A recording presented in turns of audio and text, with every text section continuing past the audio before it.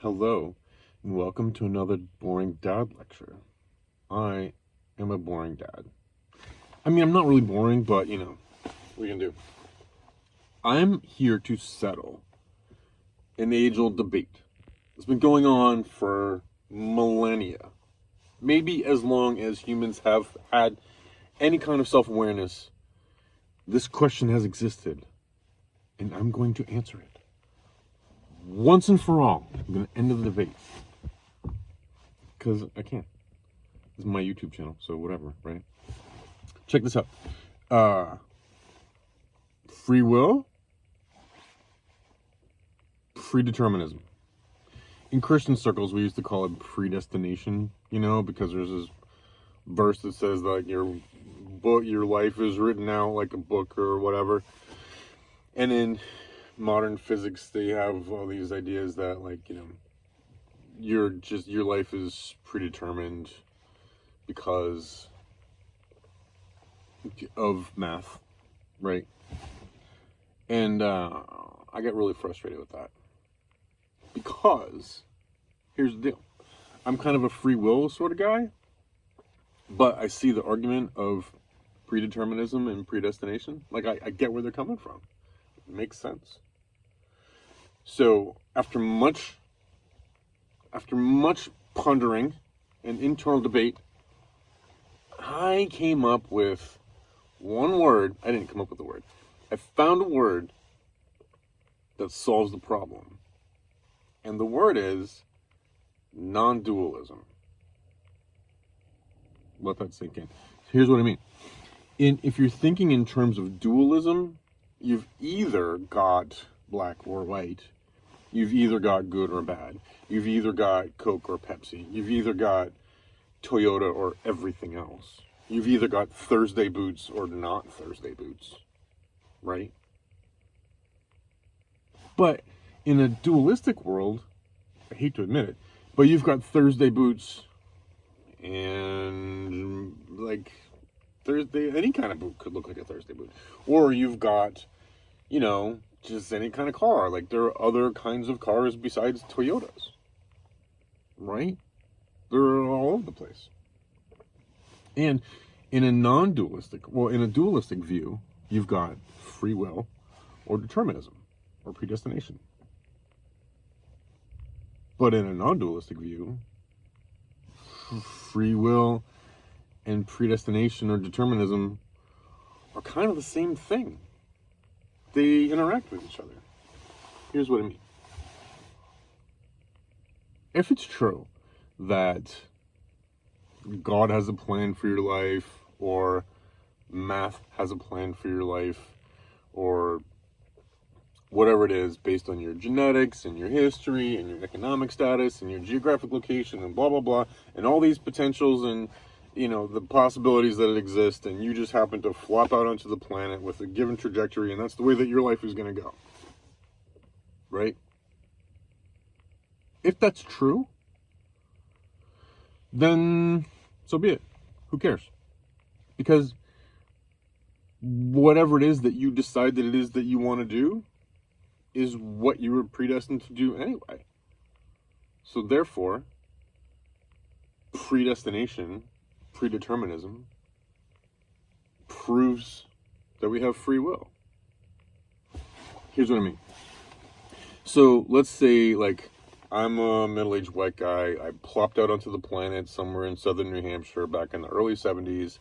And it came from a, lower middle class socioeconomic strata, and then dove down further from there. And, my life choices were determined by the things that I saw growing up and blah, blah, blah. And I joined the military, and here I am now, today, doing the things that I'm doing now today, right? And at one point in time, when I was really into predestination and predeterminism, I used to think, man, this sucks. This is my life. This is what I'm predetermined to do. This is the way that I'm wired. It doesn't matter how I try to reprogram myself, or if I, try to do anything different. This is the genetics that I got. This is the brain that I got. right? And you can look at it that way. You can say, oh, I'm just predetermined to just be this, right?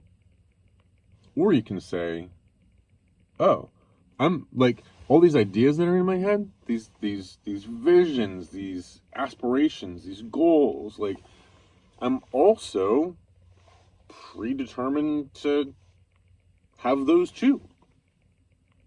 And whatever it is that I decide to do is, by definition, the thing that I was predetermined to do.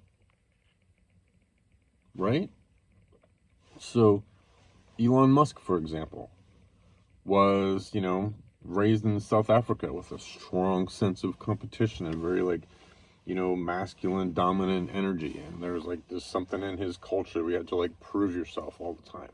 And he's just, driven, and now he's, a multi-cajillionaire or whatever.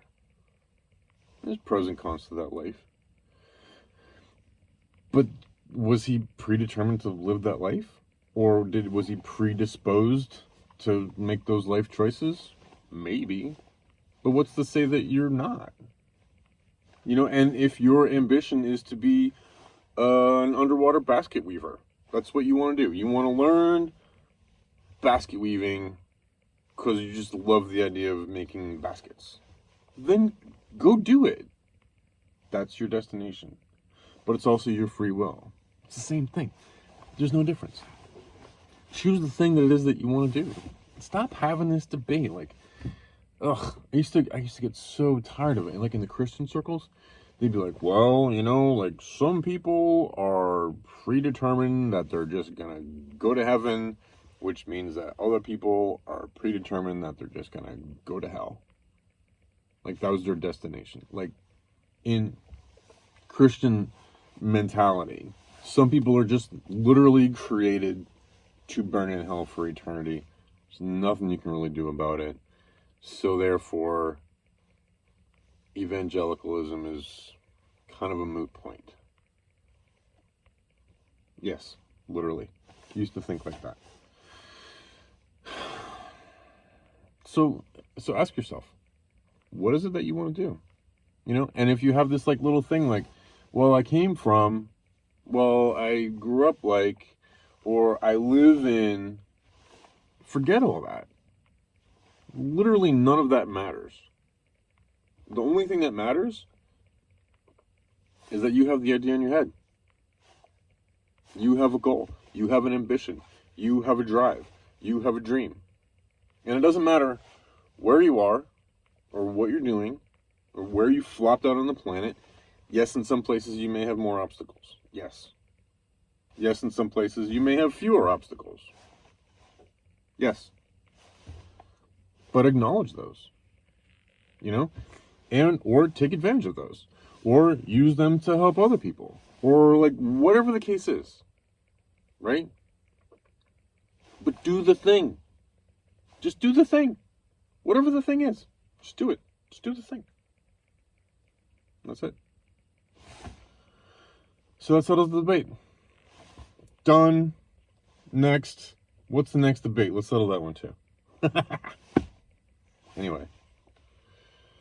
Listen, on a serious note,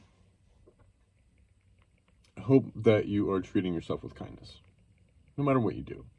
Treat yourself with kindness. Okay? And treat yourself with love. Practice self-love.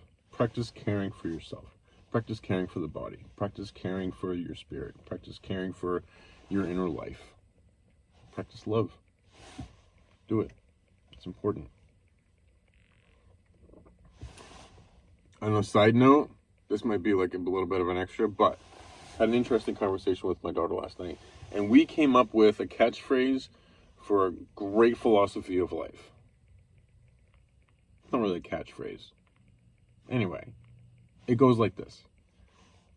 If somebody's giving you trouble, or if you're having a relationship that's weird, or, something isn't just going the way that you want it to go, but you want to have your own sovereignty over your own life, and you want to be treated with respect, check this out. Say this. Either unfuck yourself or go fuck yourself. I love that. Either unfuck yourself or go fuck yourself. Now, I don't recommend saying that in the romantic relationships. It's not great, you know. But in some cases, and, you know, maybe don't always use those words. It's a little bit rough around the edges. But in some cases, that's the attitude that you have to have, right? Like if you've got a boss that's acting crazy, just have that attitude. Like they need to either go unfuck themselves or go fuck themselves. Completely unrelated. Anyway, I hope that you are doing well. I hope you're finding peace. I hope you're finding living with integrity. And your life is going well. And you're finding success. And that you're making success. Those are all good things.